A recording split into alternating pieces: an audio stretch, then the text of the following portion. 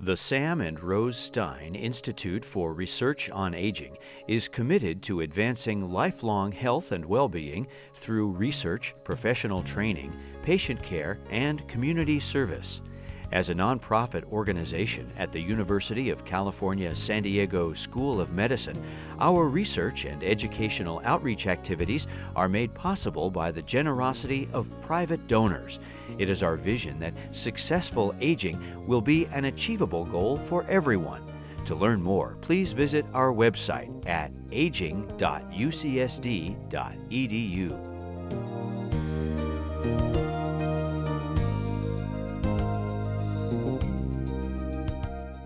The title of today's discussion is admittedly an extremely broad one. Fostering mental well-being as we age could be related to almost every lecture that's been in this public lecture series in one way or another. But rather than trying to talk about everything under the sun, I'm hoping at least towards the end of the talk or the middle to hone in on some specific psychosocial factors that we see as potentially changeable to improve mental well-being. My hope is to give you some take-home points of actionable things that we can do to help foster well-being.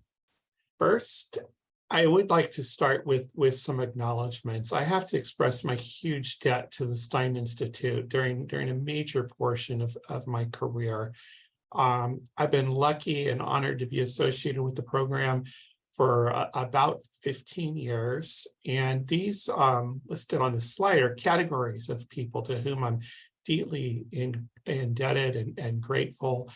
The list is much too long to name everybody, but I do have to thank our prior director, Dr. Juste, and our current director, interim director is Dr. Allison Moore, our interim scientific director, Anthony Molina, and of course, Danielle Glorioso is executive director for as long as I can remember, being the person who takes ideas, contributes to those ideas, but also makes them happen. As you'll see in some of the research I'm going to show today, really is led by Danielle, some of the intervention studies I'll show you. So I want to thank all of the people in all of these groups as we go along. Yeah. I always like to start when I've got a topic like well-being, which is such a broad one, of thinking about the word itself. And so my first go-to thing tends to be to go to the Oxford English Dictionary and find out the first usage of the word. With well-being, the first usage seems to me to be a little bit or a lot bit sexist, but it goes back about 500 years to 1561. It's this translation of a passage originally written in Italian, but the translation was in 1561 by Thomas Hoby. The specific paragraph, again, obviously has some sexism in it, but the last couple clauses here are the key to me, where the author is distinguishing between existence as just being and some positive quality of existing, where we're getting the term well-being for the very first time.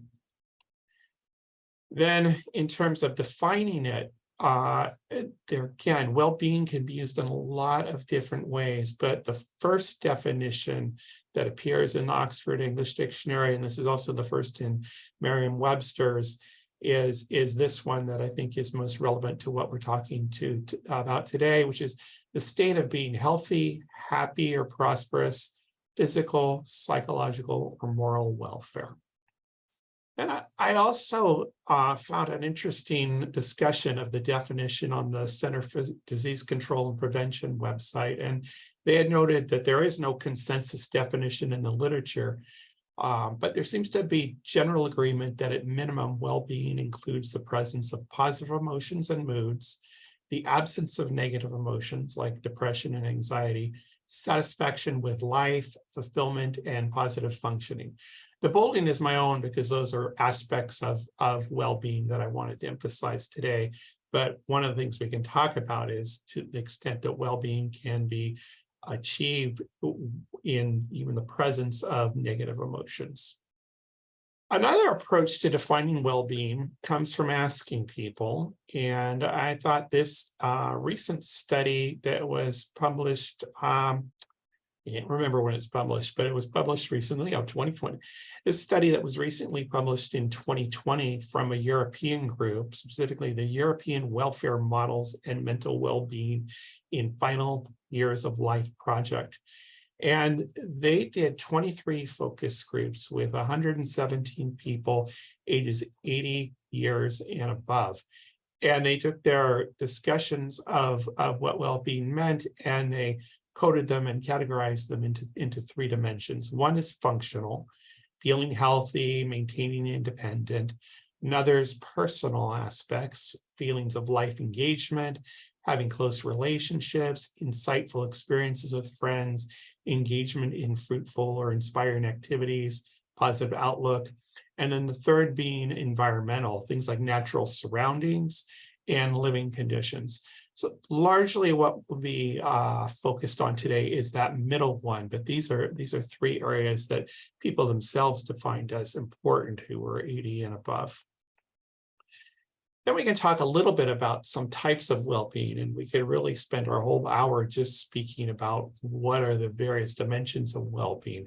But here are some important ones for our talk. One is this idea of mental, emotional, or psychological well-being, which for today's purposes, I'll put all under one rubric, versus physical well-being. And then in mental well-being, or some call it subjective well-being, we can also divide that up into hedonic well-being. These are feeling components, things like feeling pleasure, positive emotions. The most common one that comes to mind is just the sense of happiness. And then there's this idea of eudaimonic well-being, and these are thinking components, or more of a deeper sense of fulfillment, feeling a sense of meaning, self-actualization, and purpose.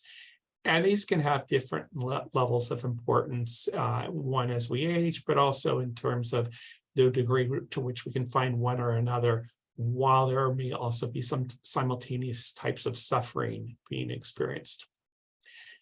Now, we're not primarily talking about physical well-being, but it certainly can impact mental well-being. The Center for Disease Control notes that physical well-being, like feeling very healthy and full of energy, is critical to overall well-being. I like this comment from the Australian National University that physical well-being is the ability to maintain a healthy quality of life that allows us to get the most out of our daily activities without undue fatigue or distress. Here, we talk about physical well-being, though it also made me think about this quote in a popular book from Laura Carstensen. Laura Carstensen is one of the leaders in positive mental health and aging. She's up at Stanford University, and she published this book now, I guess, about 12 years ago. And this quote in there stood out in my mind as having truth, that when we hear about successful aging, which is a related concept and very much one Stein Institute is interested in, it's almost always wrapped in this glossier story about how to stay young and how to avoid old age. So sometimes when we're hearing successful aging, we're thinking of the person who really has avoided some of the trappings of maybe the physical or cognitive decline. So that begs the question, can we have positive mental well-being despite, or even sometimes in the context or because of some of the challenges that come with aging? Here, in addressing this, I want to talk a little bit about the UCSD Successful Aging Evaluation, or SAGE study, which I think you will have heard if you've attended some of our prior lectures, you'll heard about before, but it's a core part of the Stein Institute. It's a cohort of approximately 1,800 people who were demographically representative residents of San Diego County. They were identified through random digit dialing, which is very important. So this isn't a convenience sample. These are people that we identified in the community. So hopefully a more representative sample.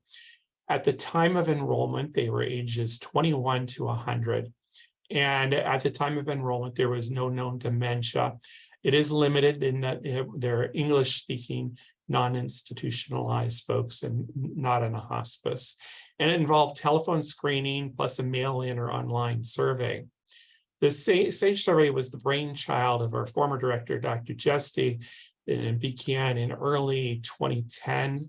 But the cohort remains active, and people are being surveyed at regular intervals, including right now. And our interim scientific director, Anthony Molina, has in particular been active in keeping it alive, and many of our trainees here are also actively engaged in using the SAGE data.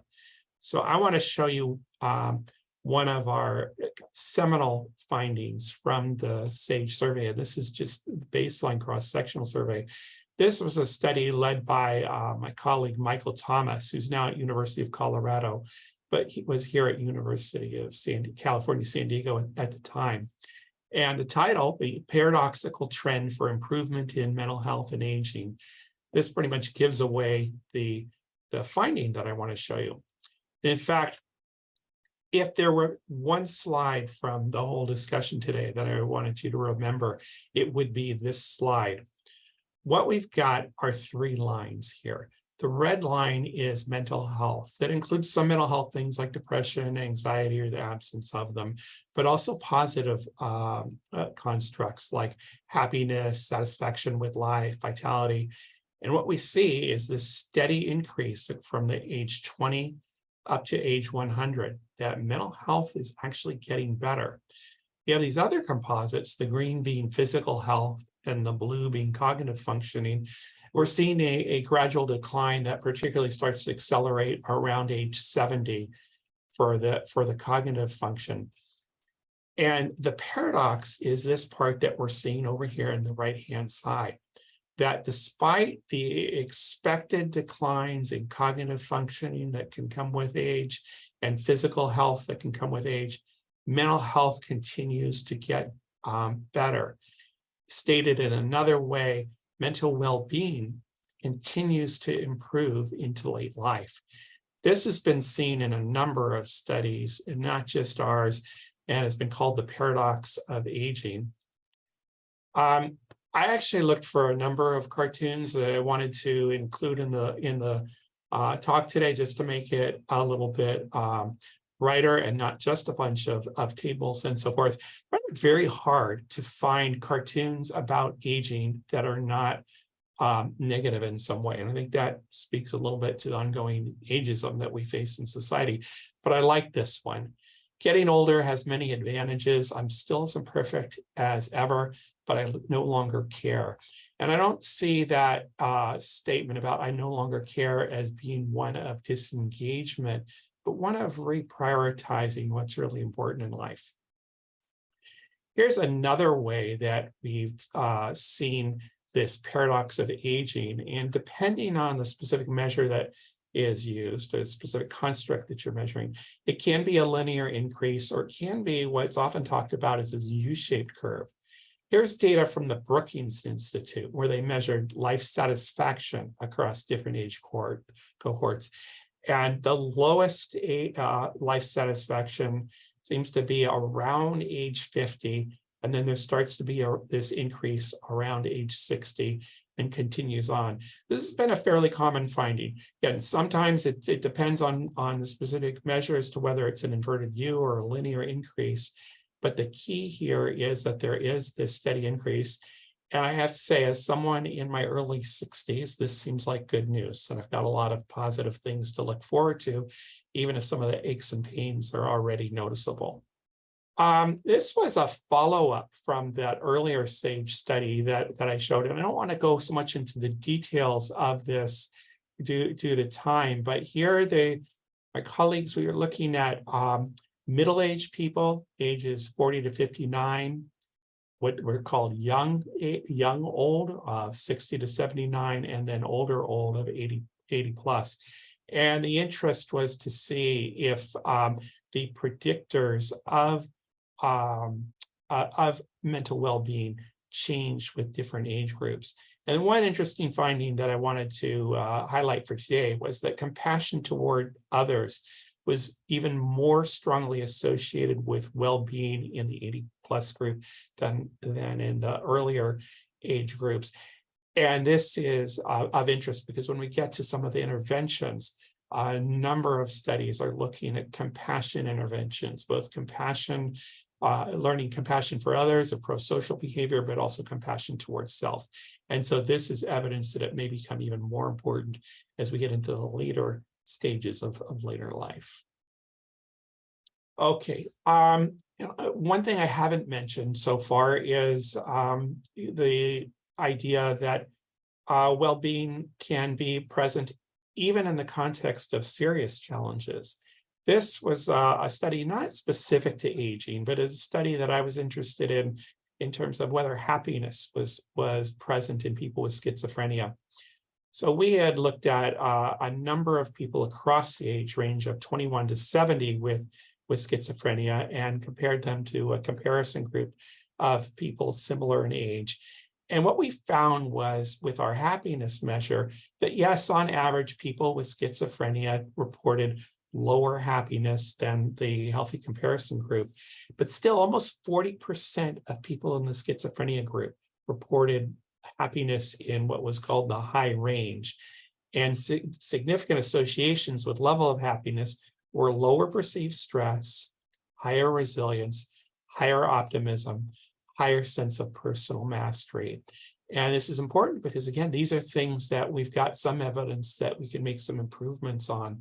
So even within the context of a major challenge of having a serious mental illness like schizophrenia, happiness, positive mental well-being are possible. Another look at challenges is the recent COVID experience. And this was a study that was recently reported by Laura Carstensen and colleagues that they conducted a survey right in April 2020.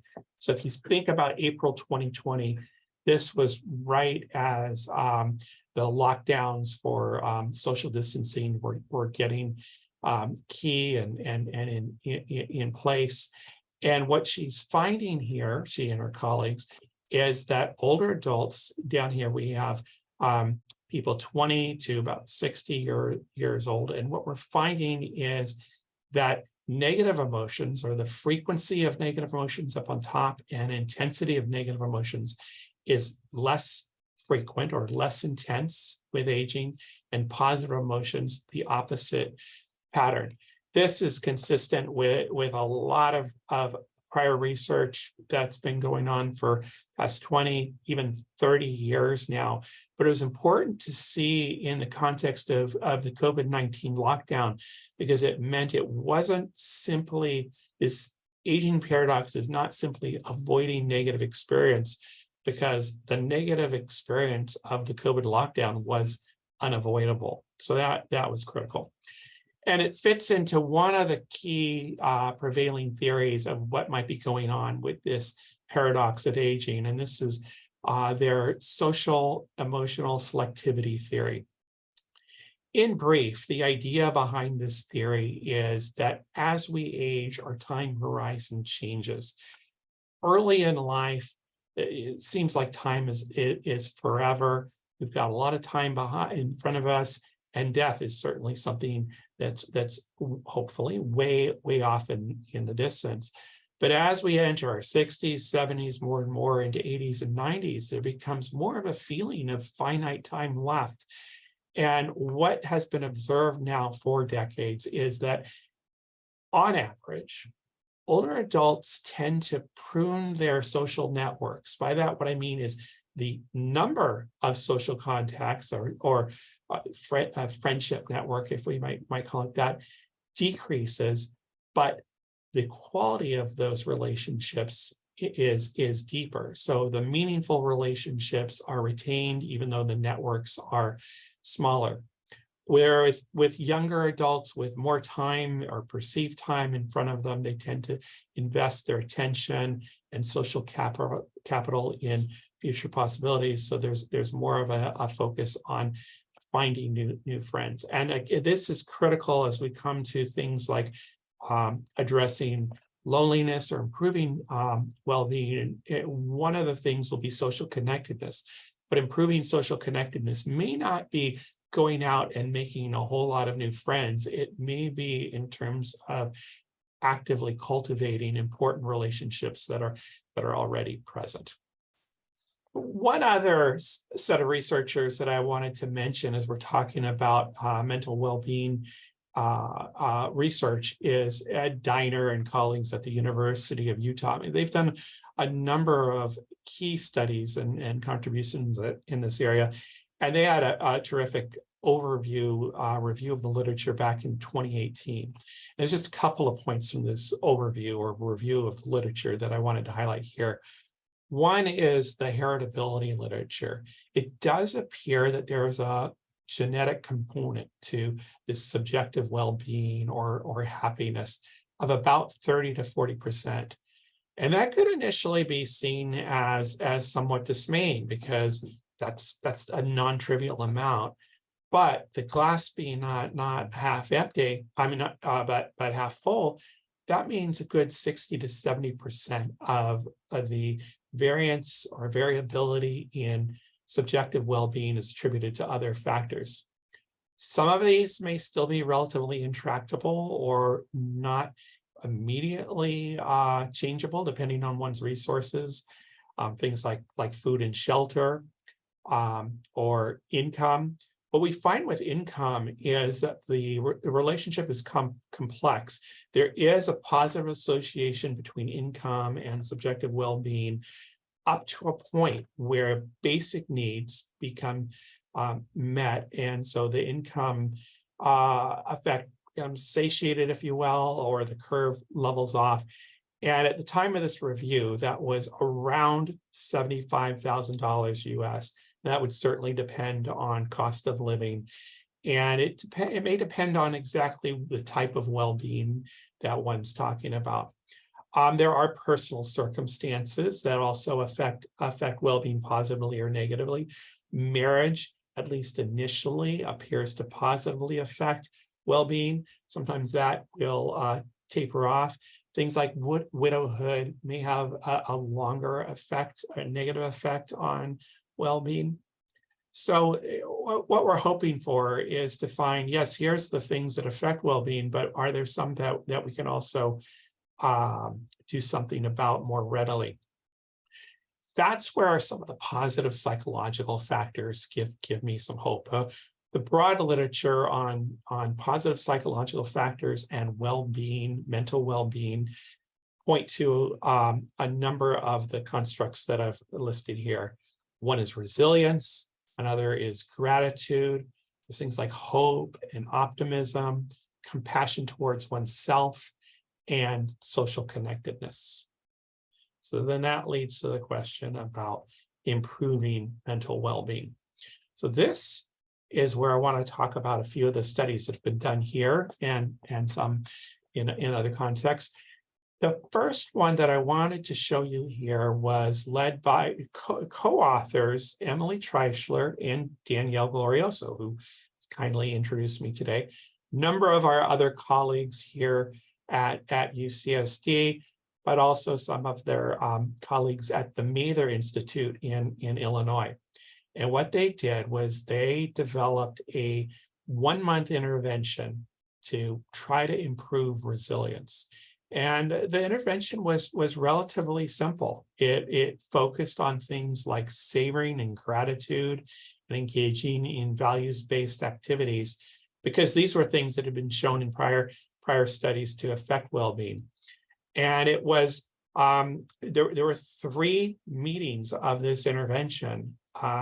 Forgetting off the top of my head what the three dates of it were, but they were 3 90-minute meetings over the course of a month. What you'll see are months. So during this first month from 0 to 1, that was a control period. Nothing was done during that period. Then from 1 month to 2 months, that's where the intervention occurred. And then from 2 to 5 months, that was a follow-up. And I've shown you the graphs from their paper here for change in resilience and change in perceived stress. So the key is, as you look from 1 month to 2 months, you're seeing an improvement in resilience.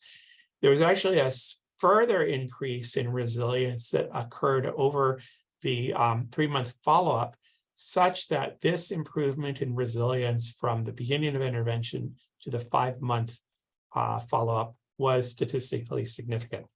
Now, there's something called effect size that we talk about. The effect size was not gargantuan on this improvement, but it was statistically significant.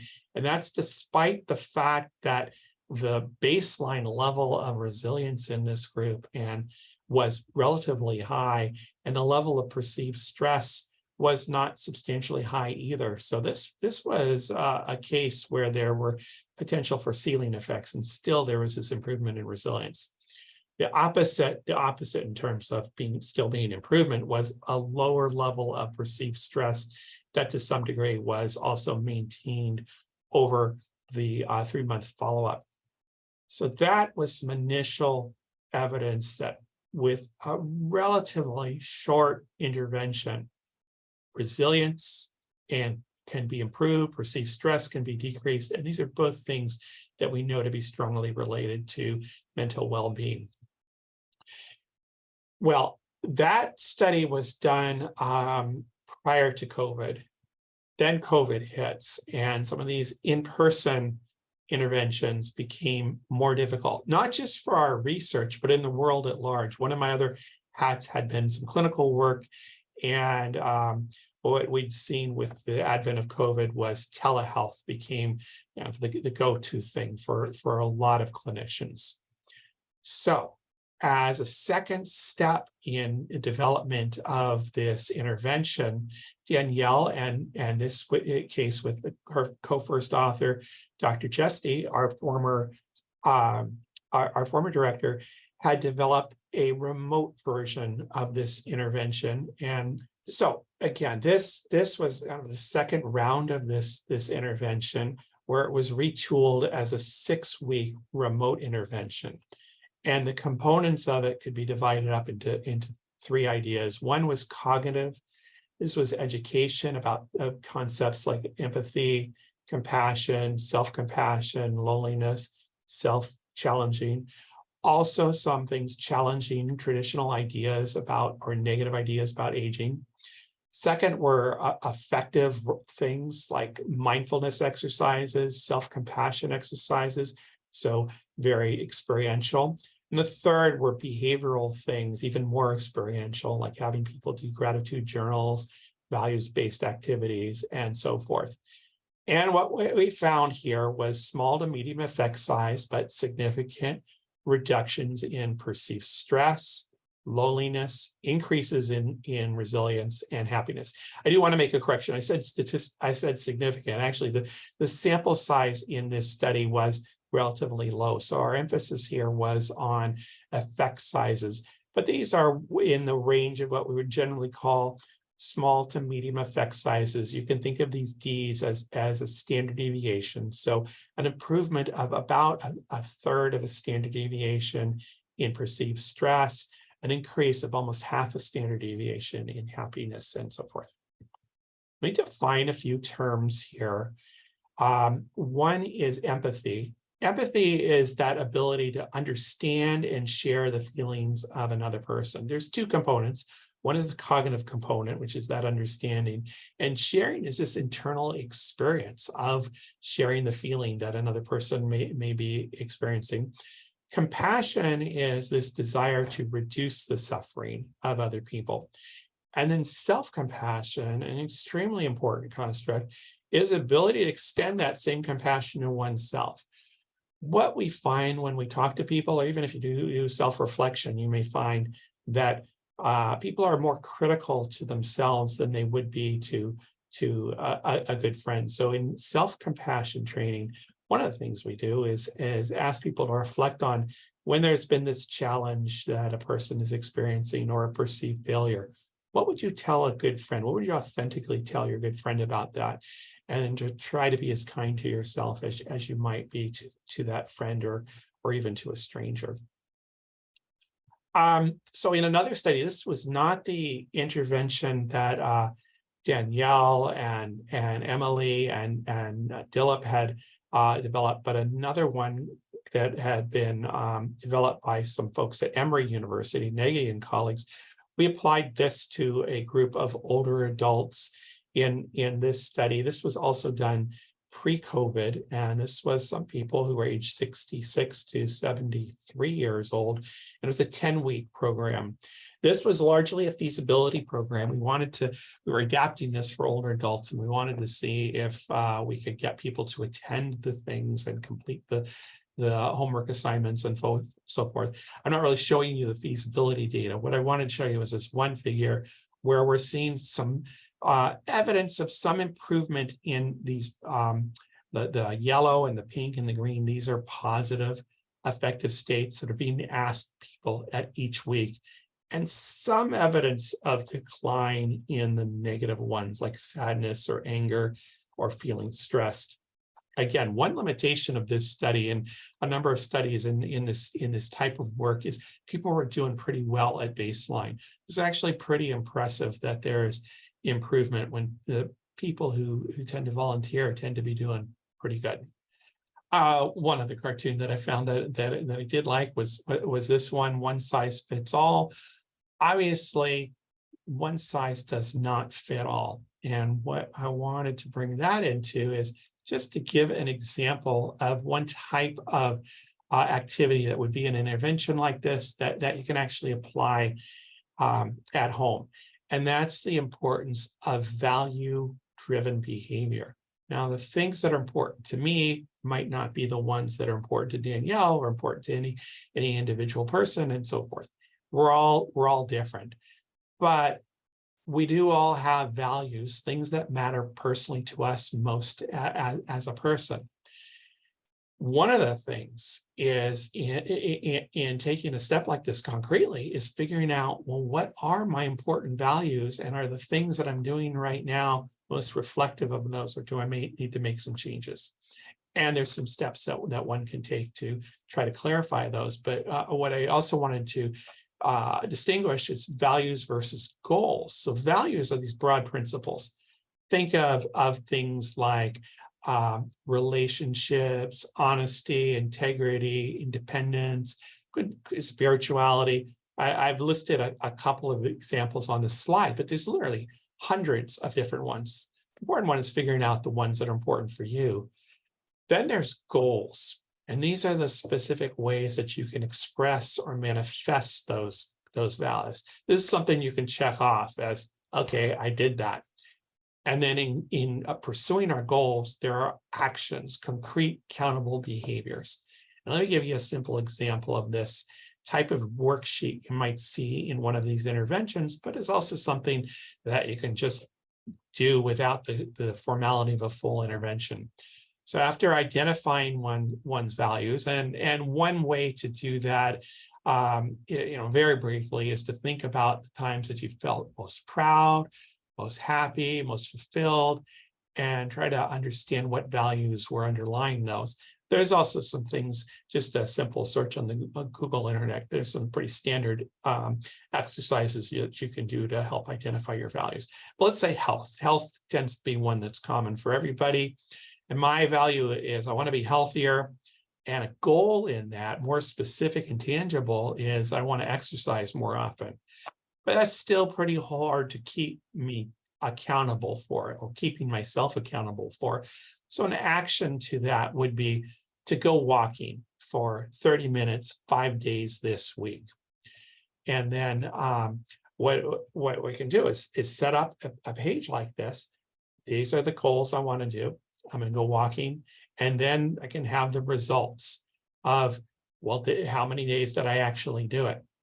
Now, we don't want to turn this into another reason to beat up on oneself. So I've also got this other comment in here of barriers. If I didn't make the 5 days that week, what were some barriers I ran into? So one of them might be time, or making the time. And the solution that came to my mind was, okay, if we're really going to make myself make the time, when I go to work, I'm going to park the car 30 minutes away. I'm going to make myself walk 30 minutes to work. So that one might, again, go back to the one size fits all. That may not fit everybody, but that's a kind of specific example of what I'm talking about, of action, value-driven action behavior. And we do find that this improves things like satisfaction and happiness if maintained. Another thing that I am very interested in is kind of the converse of well-being, which is this epidemic of loneliness. Now, in the interest of time, I'm not going to go into great detail of loneliness because I want to leave time for questions and answers. But what we do find is that the association of age and loneliness is complex. It's kind of the related to that inverse U, where there does seem to be something that's going on around age 50. Sometimes we see it a little later, sometimes a little earlier. This one is some data from Ellen Lee, again in the SAGE data, where we're finding it's harder to see here, a little bump. A key thing in this graph is notice that these are individual observations. There's variability all over here. And so again, that's age in itself is not determinate. My question is if I'm at this age and I want to decrease my loneliness, I want to find out what are the factors that may put me down here in terms of low loneliness versus up here in terms of high loneliness. I want to summarize with some take-home points. Mental well-being can be affected by physical health and physical well-being and health. But it can also be high. I mean, that can have good mental well-being, even in the presence of age-related declines in physical function and health. So I don't want to discount that these things are challenges and can be terrible, but that mental well-being, it's a viable goal to at least make it higher than it might otherwise be. Some of the variance appears to be genetic, and some may be related to relatively intractable external factors, but it's also affected by positive psychological factors like resilience, optimism, compassion for self and others, and social connectedness that we do have some reason to be hopeful we can modify. So even if mental well-being is not perfect, attention to things like personal values, goals, and actions can help make it better. Is my well-being better tomorrow than it was today? Can I do that? That's a more constructive way to try to think about it. And we didn't talk about social connectedness very much, but in terms of the social emotional selectivity theory, one thing that comes out of Carstenson's work is that it may be quality, not quantity, that appears most important. Okay, these were just some examples that I had of very high functioning physical well-being folks who one last week, one is a 93-year-old fellow who summited Half Dome, another is a 76-year-old lady who finished the Appalachian Trail. I was very inspired by them, but I suspect their physical well-being is in part a reflection of their mental well-being, and they were just inspiring cases for me. Okay, I want to stop my sharing there so that we have time for questions and answers. Right on time, Dr. Palmer. Terrific. Great. Thank you so much for such a great talk. I want to just remind everybody, if you have questions for Dr. Palmer, please put them in the Q&A box at the bottom of your screen. And we're going to go ahead and get started. So, Barton, let's start with the first question that came in that you noted during the talk. Yes. And I might be able to speak to this a little bit too, but the question is, on the group intervention in senior communities, what was the intervention and what was done in the 90 minutes? Yes, I have the benefit of having my friend and colleague Danielle Glorioso here, not just introducing and in her role as executive director of the Stein Institute, but also in her role as a researcher and an active clinician. She's a clinical social worker who wrote this manual, and so I'm going to ask Danielle to speak specifically. What did you do there? And I'd like to add to that of what lessons did you learn as you adapted this intervention further? Yeah, this has been a great labor of love and something that started many, many years ago when we started looking at the research that showed that people that were resilient lived longer, happier, better lives and, had better physical outcomes, better immune systems and mental health and all this stuff. So we thought, I wonder if there's something we can create here that would help promote resilience. So in these programs that, as you mentioned, have been adapted over the years, we focused on things that we know contribute to resilience. So engaging in value-driven activities, loving kindness meditation, deep breathing exercises, exercises to promote empathy, compassion, self-compassion, these types of things that are done we've done it in individual one-on-one settings and also in group settings. And the group setting, it's 90 minutes, and the one-on-one, it's 50 minutes. And the group being 90 minutes is in part because really we want to facilitate great discussion, the social connectedness, right? Like the being vulnerable, the opening up, the sharing of ideas is a really important component in the group-based intervention, which I'm actually running a group right now at one of the senior living communities in La Jolla. Okay, I want to ask a few other questions here. Where does mindfulness fit into promoting well-being? Oh, thank you for that question. I didn't really get a chance to speak to mindfulness, but mindfulness tends to be an important part of these interventions. I spoke both the one that Danielle has developed, the one from the Emory folks, and there's a large and growing literature on what are called contemplative interventions. These come out of, in part out of Eastern traditions like Buddhism, but mindfulness, as you may realize or have seen, has become a big topic. Mindfulness is very important. In just the briefest of terms, mindfulness is this idea of stopping and being present in the moment. So it's very important. It's very important to well-being. When you think about the opposite of well-being, like depression or anxiety, those tend to not be in the moment. Even something like anxiety tends to be future focused. I'm walking through the forest. I'm afraid I'm going to get eaten by a bear. Well, in my mind, I'm thinking about this bear that's not present.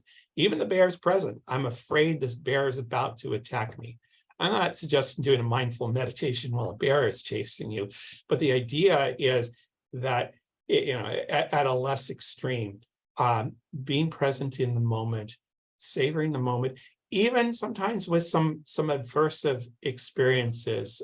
For example, I've been having some pain in my right toe, and you can be lost in that pain. Mindfulness stops you. Mindfulness exercises will teach you to stop and think about it and experience that in a little bit, detach yourself. Well, what are the physical sensations of that pain? I put the label on pain, but is it a heat? Is it warmth? Is it a sharpness? And so forth. So I didn't go too deeply into mindfulness because it was hard within the time constraints, but I definitely encourage people to Google mindfulness. There's some great free guided mindfulness exercises that I've seen out available on the web, and give those a try. I've applied them. I find them to be helpful. Sometimes it's hard to remind oneself, but there's even walking mindfulness meditations that you can do. Yeah, pretty much anywhere. That's great. Okay, we have a couple other great questions. How does one's faith impact mental well-being versus no faith at all? So spirituality, we've looked at a bit at the Stein Institute, but I'm not sure what the data shows. Yes, that is a terrific question. Spirituality is definitely a component of well-being in terms of very specific religious practices. It's a complex answer. Sometimes that belonging to a community can be very important, a sense of social connectedness, definitely the sense of belonging to something that's higher, that's beyond oneself can be very important. There can be situations where the rigors of religion or they're specific of a particular community can become challenging. So it's a complicated picture, but there does seem to be, in general, at least with spirituality, a positive association with well-being and tying oneself to, or sensing oneself as belonging to something larger than oneself, and that for many that maybe experiences a sense of spirituality. Okay, great. And here's a question that I would imagine that many people can relate to. As longtime friends begin to pass away, then what? And I'm sure that this question is maybe related to like loneliness or resilience and the impact that losing people we love dearly as we age has on us. This is a really important question. I'm glad you brought it up. And again, I in the interest of time, I actually didn't go into this as much as I would have liked to. When I say that mental well-being can be promoted even in the presence of pain, I don't for a minute want to diminish the experience of grief and losing people that we love. In the figures I showed you, where there's this gradual improvement in well-being, some of our data from the Stein Institute, I didn't show you because the figures are very complex. They're not good for a talk, but there may be a slight decline that starts in what's called the oldest old people 80 and above. And one of the theories of why this may be, it's not known. One of the theories is that may be when things like widowhood, or again in younger life, losing people very close to us is, they say, is not something you get over. It's something you live beside. So that does affect mental well-being. I would go back, without diminishing grief, I would go back to this idea that there's still a range of being able to experience moments of happiness or moments of a sense of meaning, even in that context. But I don't want to for a minute that is one of the challenges that living long will unfortunately bring to life sometimes. Losing someone we love dearly is one of the most difficult things we can go through. It's certainly a really stressful life event. Yeah. Okay, another question for you, Dr. Palmer. How might cognitive changes with aging affect some of the interventions for resilience, compassion, and well-being? Yes. Okay. So those are there may be a need to have some adjustment with some of the cognitive changes in aging. One of the other hats I've worn in my career is studying cognitive changes with aging, and outside the context of something like an Alzheimer's or related dementia, we still, just as part of normal aging, we experience a decrease in processing speed. There's a decrease in the speed with which you can think. Things like focused attention can become a little more difficult. Certain aspects of memory become more difficult, like free recall can become a little more difficult. Not necessarily totally, an amnesia where you've forgotten things, but just the information is there and you're having difficulty pulling it out. So when we're designing interventions and adapting, if they've been developed for younger adults, and adapting them for older adults with cognitive changes, there are things that may need to be taken in consideration to reduce the load on spontaneous free recall memory. So memory aids, things that you notice in a talk like this, or virtually any talk. We use PowerPoint and I had bullet points. Well, the purpose of those bullet points is in any talk, not just for me, is that they help focus attention. And if your mind wanders off, and research shows our minds wander off frequently, constantly, actually. the bullet points help bring us back to what was being discussed. And I think all too often in clinical encounters, we don't take advantage of these same things. So having interventions with some bullet points, with reminders, visual aids can be helpful. Changing some of the things in terms of cognitive fatigue can be helpful. Danielle, in your interventions, did you find you had taken any things or been inspired by things that had been used with younger adults that you then adapted to older folks? Well, so what we did was we tried to use a lot of repetition, like you said. I mean, we see that with children, you want to repeat a lot. I mean, in our intervention, we want to make sure that like the concepts are being repeated and practiced in group, and then after that we sort of repeatedly try these things. Whenever you're trying to create new habits, you really need to find different ways to practice them and try them out. So we do them in group together, and then we do them outside of group, and then come back and talk about how it went, and then try it again in other ways.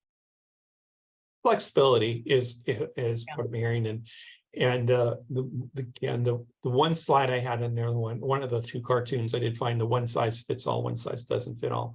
So that sounds terrific. Any other? Well, where are we? We are at time. So I want to thank you so much, Dr. Palmer, for taking the time to speak to us tonight. It was such a fantastic talk. I want to thank all of you for joining us tonight.